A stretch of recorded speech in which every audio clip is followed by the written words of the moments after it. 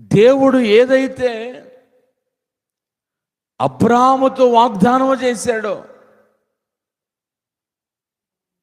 దాన్ని నెరవేర్చుటకు సమర్థుడైనట్టి వాడు అని విశ్వాసించాడు. ప్రియులారా, దేవుడు మన పట్ల ఏ కార్యం ఏ వాగ్దానం అయితే చేశాడో ఆ వాగ్దానము నెరవేర్చేవాడై ఉన్నాడని రూఢిగానే విశ్వసించినప్పుడు, నమ్మినప్పుడు దేవుడు ఖచ్చితంగా నీ పట్ల కూడా కార్యము జరిగిస్తాడో.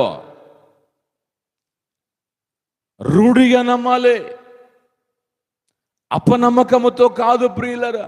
ఖచ్చితంగా నువ్వు విశ్వాసం ఉంచాలి. ఎందుకో దేవుడు నీ వాగ్దానము నెరవేర్చేవాడని విశ్వాసం